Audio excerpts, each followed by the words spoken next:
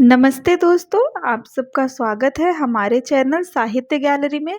आज की कहानी का शीर्षक है वेश्या की लड़की, जिसकी लेखिका है सुभद्रा कुमारी चौहान। छाया प्रमोद की सहपाठिनी थी। प्रमोद नगर के एक प्रतिष्ठित और कुलीन ब्राह्मण परिवार का लड़का था और छाया छाया थी नगर की एक प्रसिद्ध नर्तकी की इकलौती कन्या। नगर में एक बहुत बड़ा राधा कृष्णा का मंदिर था, जहाँ न जाने कितना सदाव्रत रोज बढ़ जाता था। सैकड़ों साधु संत मंदिर में पड़े पड़े भगवत भजन करते थे, मनमाना भोजन करते और करते मनमाना अनाचार। छाया की माँ इसी मंदिर की प्रधान नर्तकी थी। मंदिर को छोड़कर दूसरी जगह वह गाने बजाने कभी न जाती। मंदिर के प्रधान पुजारी की उस पर विशेष कृपा थी, इसलिए उसे किसी बात की कमी न थी। गंगा के किनारे उसकी विशाल कोठी थी, जहाँ से सदा संगीत की मधुर ध्वनि आया करती थी। नगर के संगीत प्रेमी जब स्वयं ही उसके यहाँ पहुंच जाते, तो राजरानी उन्हें निराश न करती, किंतु वह किसी के यहाँ बुलाने पर गाने के लिए नहीं जाती थी। छाया इसी राजरानी की इकलौती कन्या थी। राजरानी की सारी आशाएं इसी कन्या के ऊपर अवलंबित थी। विद्या अध्ययन की ओर छाया की अधिक रुचि देखकर राजरानी ने उसे स्कूल में भर्ती करवा दिया। छाया नगर की कुछ पुरानी प्रथा के अनुयायियों के विरोध करने पर भी कुलीन घर की लड़कियों के साथ पढ़ते पढ़ते कॉलेज तक पहुंच गई, और जिस दिन पहले पहल वह कॉलेज पहुंची, प्रमोद से उसकी पहचान हो गई। यह पहचान पहचान ही बनकर न रह सकी। धीरे धीरे वह मित्रता में परिवर्तित हुई और अंत में उसने प्रणन का रूप धारण कर लिया, जिसका परिणाम यह हुआ कि परिवार वालों का विरोध, तिरस्कार और प्रताड़ना न तो प्रमोद को ही उसके पद से विचलित कर सका, न छाया को। विवाह के लिए उन्हें कोर्ट का सहारा लेना पड़ा। कोर्ट में रजिस्ट्री के बाद आर्य समाज मंदिर में उनका विवाह वैदिक रीति रिवाज से संपन्न हुआ। अग्नि को साक्षी देकर वह दोनों पति पत्नी के पवित्र बंधन में बंध गए।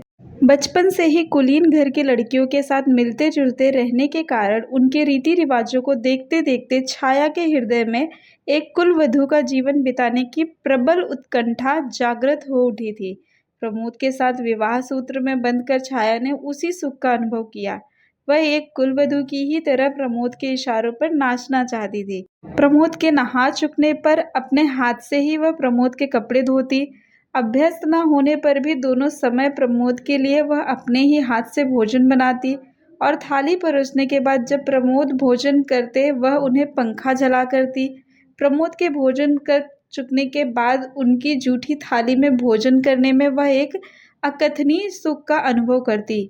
इसके पहले इस प्रकार का काम उसने कभी नहीं किया था, किंतु धीरे धीरे उसने अपने आप को ऐसा अभ्यस्त कर लिया कि उससे कोई काम करने में कठिनाई न पड़ती। राजरानी को पुत्री की परिस्थितियों का पता लगता ही रहता था। वह सोचती थी कि मेरे साथ रहकर छाया यहाँ रानियों की तरह हुकूमत कर सकती थी। बड़े बड़े विद्वान रईस तक यहाँ आकर उसकी कदम बोसी कर जाया करते, किंतु उसकी मति ही पलट गई है। अपने आप ही उसने दासियों का सा जीवन स्वीकार कर लिया है।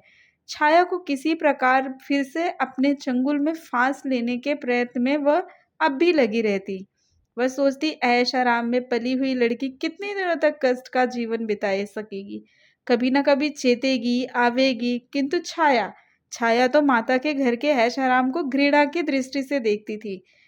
यहाँ वह इस कष्ट में भी जितना सुख का अनुभव करती, उसकी आत्मा को जितनी शांति मिलती थी, उस रूप के हाट में, उस वैभव की चकाचौंध में उसके शतांश का भी स्वप्न देखना छाया के लिए दुराशा मात्र थी। छाया प्रमोद के विशुद्ध और पवित्र प्रेम के ऊपर संसार की सारी विभूतियों को निछावर कर सकती थी। प्रमोद के साथ यह छोटा सा मकान उसे नंदनवन से भी अधिक सुहावन जान पड़ता था। सारांश यह कि छाया को कोई इच्छा न थी। प्रमोद का प्यार और उनके चरणों की सेवा का अधिकार वह सब कुछ पा चुकी थी। प्रमोद के विवाह के बाद प्रमोद के माता पिता ने उन्हें अपने परिवार में सम्मिलित नहीं किया। अपने इकलौते बेटे को त्याग देने से उन्हें कष्ट बहुत था, किंतु प्रमोद के इस कृत्य से समाज में उनका सिर नीचा कर दिया था। वह प्रमोद को क्षमा न कर सके। स्वाभिमानी प्रमोद ने भी माता पिता से क्षमा की याचना न की। अपनी समझ में उन्होंने कोई बुरा काम न किया था, इसलिए शहर में ही पिता के कई मकानों के रहने पर भी वे किराए के मकान में रहने लगे। परिवार और समाज ने प्रमोद को त्याग दिया था, किंतु उनके कुछ अपने ऐसे मित्र थे जो उन्हें इस समय में भी अपनाए हुए थे। अपने इस छोटे से इने गिने मित्रों के संसार में छाया के साथ रहकर प्रमोद को अब और किसी वस्तु की आवश्यकता न थी। आर्थिक कठिनाइयां कभी बाधा बनकर उनके इस सुख के सामने खड़ी हो जाएंगी, प्रमोद को इसका ध्यान भी ना था। कॉलेज के प्रोफेसरों और प्रिंसिपल की उनके साथ बड़ी सहानुभूति थी। उनका आचरण कॉलेज में बड़ा उज्जवल रहा था और वह परीक्षाओं में सदा पहले ही आए थे, इसलिए वह थोड़ा प्रयत्न करने पर वहाँ प्रोफेसर हो सकते थे। कॉलेज में एक हिंदी प्रोफेसर का स्थान खाली भी हुआ, किंतु प्रमोद अपने सुख में इतना भूल गए थे कि उन्हें और किसी बात का ध्यान ही न रहा।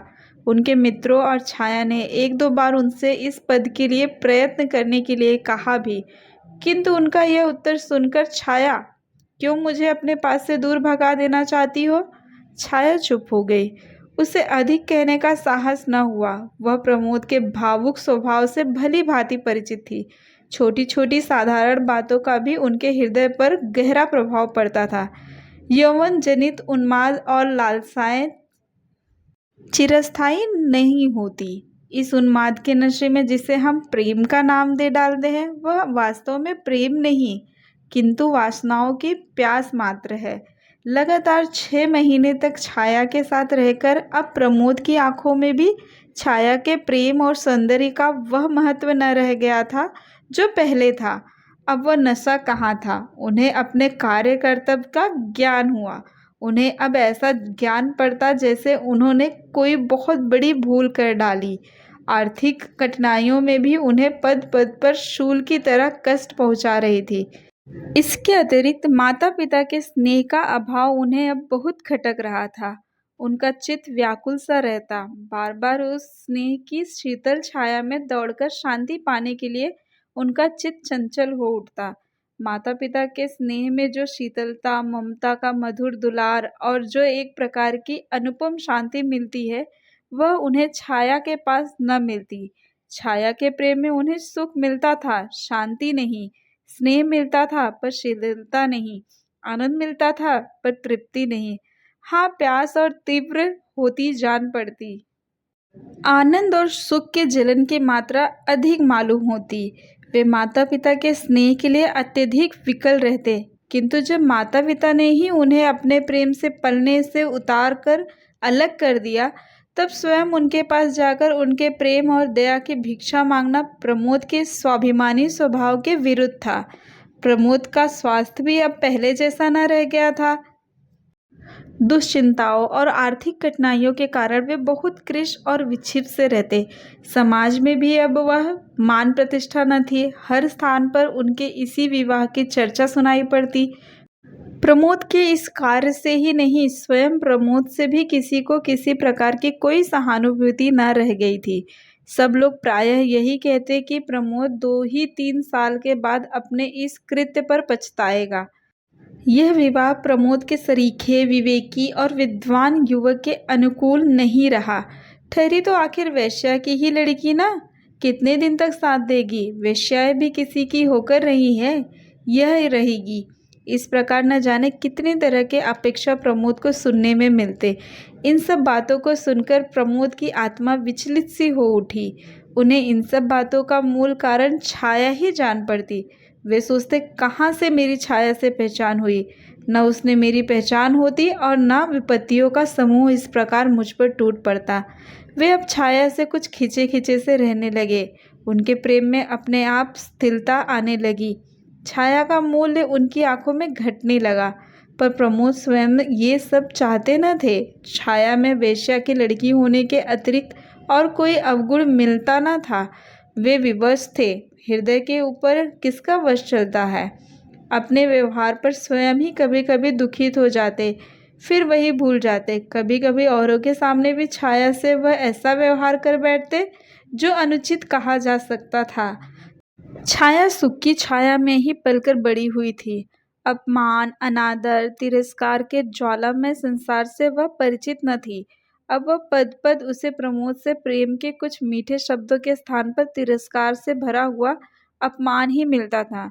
प्रमोद के इस परिवर्तन के बाद भी छाया ने समझ लिया था कि प्रमोद के हृदय में उसने एक ऐसा स्थान बना लिया है जिस तक किसी और की पहुंच नहीं। उसे इसी से संतोष था। एक कुलवधू इसके अतिरिक्त और चाहती ही क्या है। पत्नी के रूप में पहुंचकर छाया ने अपना अस्तित्व ही मिटा दिया था। प्रमोद के चरणों में उसके लिए थोड़ा सा स्थान बना रहे, यही उसकी साधना थी। और इस साधना के बल पर वह प्रमोद का किया हुआ अपमान और तिरस्कार हंसकर सह सकती थी। उसके ऊपर उस अपमान और तिरस्कार का अधिक प्रभाव न पड़ा। प्रमोद के जरा हंसकर बोलने पर वह सब कुछ भूल जाती थी। उससे कुछ याद रहता तो केवल प्रमोद का मधुर व्यवहार। प्रमोद के माता-पिता आखिर पुत्र को कितने दिनों तक छोड़कर रह सकते थे, और अब तो प्रमोद के साथ-साथ उन्हें छाया पर भी ममता हो गई थी। उनका क्रोध महीने डेढ़ महीने से अधिक न ठहर सका। वह समाज के पीछे अपने प्यारे पुत्र को नहीं छोड़ सकते थे। हृदय कहता था, चलो मना लाओ बेटा। आत्म अभिमानी है तो पिता को नम्र होना चाहिए, किंतु आत्म अभिमान आकर उसी समय गला पकड़ लेता। पुत्र के दरवाजे स्वयं उसे मनाने के लिए जाना उन्हें अपनी प्रतिष्ठा के अनुकूल न जान पड़ता। फिर पुत्र ही तो है, यदि वह पिता के पास तक आ जाए तो क्या उसकी शान में फर्क आ जाएगा। सारांश यह है कि चंद्रभूषण और सुमित्रा अब बहू बेटे के लिए व्याकुल होते हुए भी उन्हें बुला न सके। एक दिन एक व्यक्ति ने आकर कहा कि प्रमोद बहुत दुबला हो गया है और कुछ बीमार सा है। माता का हृदय पानी पानी हो गया। उसने उसी समय एक नौकर के हाथ कुछ रुपए भेजकर कहला भेजा कि प्रमोद आकर उनसे मिल जाए। रुपए तो प्रमोद ने ले लिए, क्योंकि उन्हें आवश्यकता थी, परंतु वे घर न जा सके। उन्होंने समझा माँ ने पिता की चोरी से घर में बुलाया है, इसलिए जिस घर में वे पैदा हुए, जहाँ के जलवायु में पलकर इतने बड़े हुए, उसी घर में चोर की तरह जाना उन्हें भाया नहीं। वे नहीं गए, जाना अस्वीकार कर दिया। इससे सुमित्रा को बड़ा दुख हुआ। वे उठते बैठते चंद्रभूषण से इस बात का आग्रह करने लगी कि प्रमोद को स्वयं लेने जाएं। उसे मनाने में उनकी प्रतिष्ठा न कम पड़ेगी। दशरथ ने बेटे के लिए प्राण दे दिए थे, यहाँ तो जरा से सम्मान की ही बात है। पिता का हृदय स्वयं ही पुत्र के लिए विकल हो रहा था। वे तो स्वयं चाहते थे अब सारी जिम्मेदारी सुमित्रा के सर पर छोड़कर वे पुत्र को मनाने चले। कहीं छाया पैर छूने आई तो, लाख वेश्या की लड़की है, पर अब तो मेरी पुत्र वधू है, क्या मैं खाली हाथ ही पैर छुआ लूँगा। सराफे की ओर घूम गए। वहाँ एक जोड़ी जड़ाऊ कंगन खरीदे और जेब में रखकर 10 कदम भी न चल पाए थे कि सामने से प्रमोद आते हुए दिखे।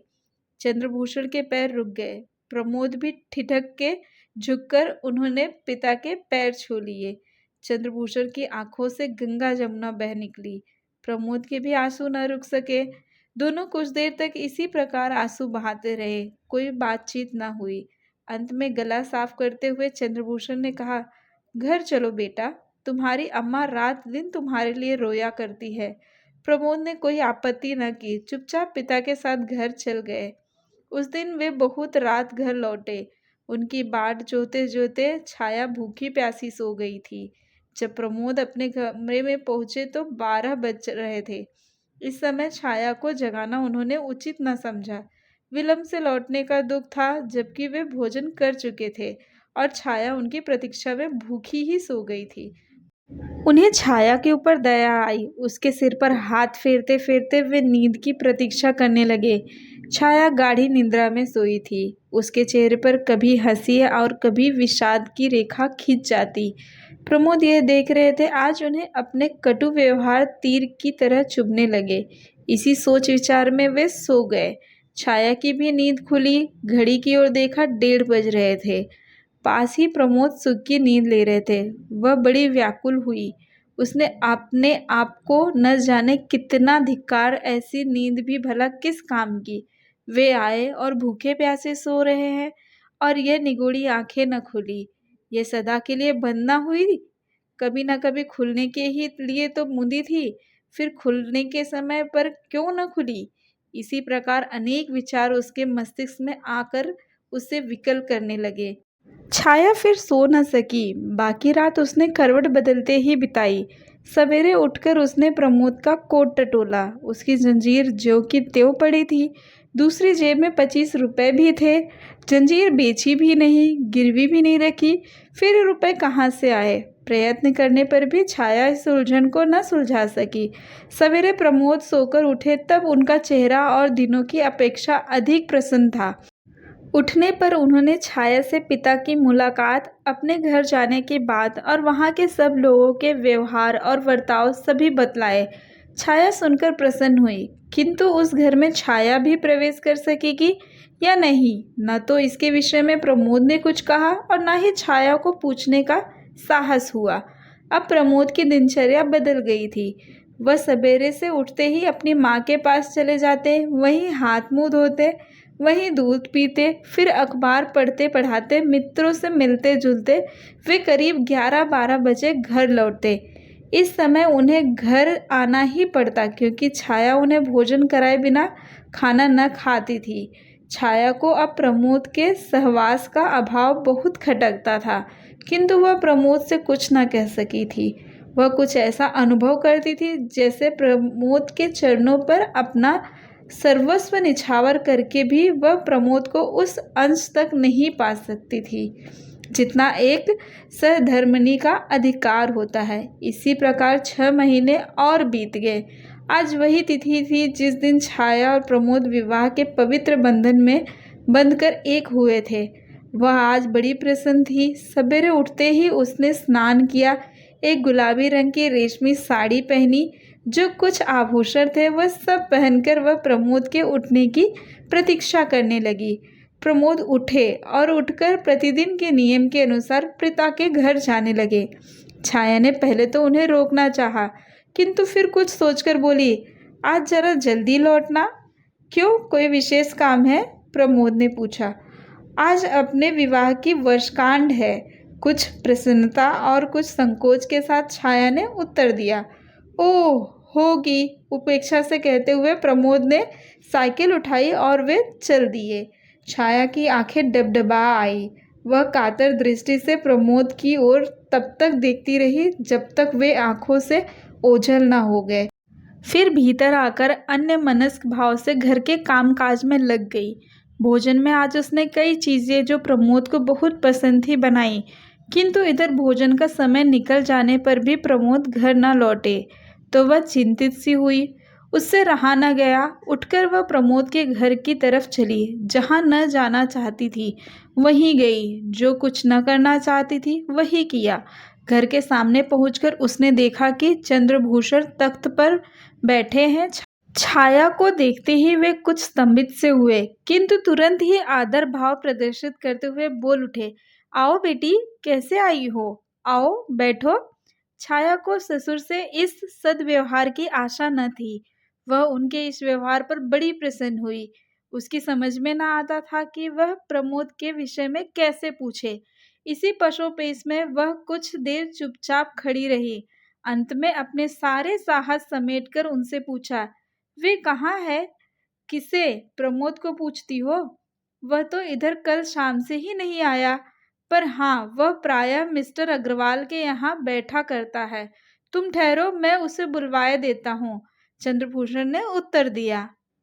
उधर प्रमोद की माँ दरवाजे की आड़ से खड़ी खड़ी छाया को निहार रही थी और मन ही मन सोच रही थी, कैसी चांद सी है। चाल ढाल से भी कुलीन घर की बहू बेटियों से कुछ अधिक ही जचेगी।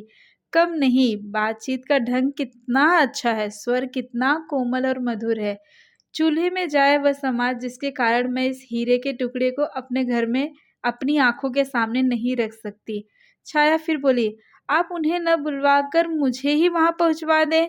अच्छी बात है, कह के चंद्रभूषण ने अपने एक विश्वास पात्र नौकर के साथ छाया को मिस्टर अग्रवाल के घर भेजकर भीतर आए। पत्नी से कहा, वह लड़की जिसके साथ तुम्हारे बेटे ने ब्याह किया है आज आई थी। पत्नी ने तिरस्कार भाव से कहा, वह बेचारी तो उपद के तुम्हारे दरवाजे तक आई और तुमसे इतना भी ना बन पड़ा कि उसे घर के भीतर लेवा लाए। चंद्रभूषण सिर खुजाने लगे। वाह, मैंने तो तुम्हारे ही डर के मारे नहीं बुलाया, नहीं तो बुलाने को क्या हुआ था, अपनी ही तो बहू है। फिर वे उठकर भीतर गए। अलमारी से वही कंगन की जोड़ी जो उस दिन उन्होंने खरीदी थी लाकर पत्नी के सामने धर दी। बोले, लो, अब जब आवे तो उसे यह कंगन पहना देना। सुमित्रा ने चकित दृष्टि से एक बार कंगन और एक बार पति की ओर देखा, फिर प्यार किंतु तिरस्कार स्वर में बोली, मेरे लिए तो ऐसा कंगन कभी ना लाए थे। अपनी बहू के लिए कैसे चुपचाप खरीद लाए, किसी को मालूम भी ना होने पाया। अरे तो ऐसे कंगनों के लिए कलाई भी तो वैसी ही चाहिए। कहते कहते चंद्रभूषण बाहर चले गए। कंगन उठाकर सुमित्रा ने रख लिए और उसी दिन से फिर छाया की बाट जो होने लगी। छाया ने मिस्टर अग्रवाल के घर पहुंचकर देखा, प्रमोद ताश के खेल में तल्लीन है। वहां पर कई युवक और युवतियां थी। प्रमोद सबसे हंस हंस कर बातें कर रहे थे। वहां पर मिस्टर अग्रवाल की कन्या शांता को छोड़कर छाया किसी को पहचानती न थी। शांता से छाया का परिचय भी प्रमोद ने ही करवाया था। शांता प्रमोद की बाल सहेली थी और वे उसका बहुत आदर करते थे, किंतु आज प्रमोद का शांता के पास इस तरह बैठे रह जाना और छाया की उपेक्षा करना छाया को बड़ा कष्टकार जान पड़ा। वह सोचने लगी, यहाँ न आती तो अच्छा होता। वह बैठ न सकी। 10 मिनट तक चुपचाप खड़ी देखती रही। अंत में शांता की नज़र उस पर पड़ी। उसने उठकर छाया को आदर के साथ बिठाया। प्रमोद को छाया का इस प्रकार उसकी खोज में ही सही उसके मित्रों के घर तक पहुंचना अच्छा न लगा। उन्होंने वहीं सबके सामने उसे डांट दिया। वे सिर से पैर तक जल उठे। कुछ देर वहां बैठकर फिर वे अपने घर आए। घर पहुंचकर उन्होंने छाया को खूब आड़े हाथों लिया। जो कुछ जी में आया क्रोध वेश में कहते गए। क्रोध में न मनुष्य में बुद्धि रह जाती है न विवेक। प्रमोद ने जो कुछ कहना था वह भी कहा और जो कुछ ना कहना था वह भी कहा। अंत में उन्होंने यह तक कह डाला कि तुम अपने परिवार की चाल क्यों छोड़ सकोगी, गली गली घूमोगी, नहीं तो कैसे काम चलेगा। तुम तो मालूम होता है वही करोगी जो तुम्हारी माँ आज तक कर रही हैं। छाया कट सी गई। अपमान उसके चेहरे पर तड़प उठा, किंतु वह कुछ नहीं बोली। वह जानती थी कि कुछ बोलकर अपना अहित छोड़कर वह हित नहीं कर सकती। अंत तक अपने इस कार्य के लिए वह विनम्र भाव से प्रमोद से क्षमा मांगती रही और इस बात का आश्वासन देती रही अब उससे ऐसी भूल कभी ना होगी। किंतु प्रमोद अपने आप को शांत न कर सके। वे उन्मत्त की तरह कभी टहलते और कभी चुपचाप लेट जाते। अंत में कुछ देर तक इधर उधर टहल कर वे छाया से बोले, छाया, मैं तो मिस्टर अग्रवाल के घर जा रहा हूँ। वहाँ मुझे कुछ शांति मिलती है। शांता के पास पहुंचकर मैं एक प्रकार के सुख और शीतलता का अनुभव करता हूँ। वहाँ मैं सारी दुश्चिंताओं से क्षण भर के लिए अपने आप को मुक्त पाता हूँ। वहाँ मैं जितना अधिक रहूँ रहने दिया करो। तुम्हारे पास मुझे सिवा ग्लानि और लोभ के कुछ नहीं मिलता। तुम्हारे पास मैं शांति नहीं किंतु अशांति ही अधिक पाता हूँ। शीतलता नहीं, मुझे जलन होती है। और यह सच तो है छाया कि अब मैं तुमसे घृणा करने लगा हूँ। तुम्हारी माँ के घर की दासी का आना जाना मैं संदेह की दृष्टि से देखता हूँ। मुझे तुम्हारे ऊपर विश्वास नहीं रह गया है। अब तुम मेरे पीछे मत पड़ो। तुम्हें स्वतंत्र किए देता हूँ। तुम चाहो तो अपनी माँ के पास जाकर सुख से रह सकती हो। मैंने तो तुम्हारे साथ इतने दिनों तक रहकर भर पाया। बस अब और अधिक मुझे अपने साथ रहने के लिए विवश मत करो। रोने धोने का मुझ पर कोई असर नहीं होगा। जहाँ मैं थोड़ी शांति पाता हूँ वहाँ जाने दो। कहते हुए प्रमोद बाहर चले गए। छाया वहीं धरती पर लौट कर फूट फूट कर रोने लगी। आज उसे मालूम हुआ वह कितनी असहाय, कितनी विवश और कितनी दुर्बल है। संसार उसे शून्य सा होता नजर आया। उसे ऐसा लगता था जैसे उसका सर्वस्व कोई बरबस उससे छीनने लिए जाता है। वह चीख पड़ी और रोते रोते बेहोश हो गई। पड़ोस की कुछ स्त्रियां ने आकर उसके मुंह पर पानी के छींटे दिए। छाया उठ बैठी। उस दिन वह भोजन न कर सकी। इस प्रकार विवाह की पहली वर्षगांठ संपन्न हुई। प्रमोद बहुत रात गए घर लौटे। छाया तब तक सोई न थी।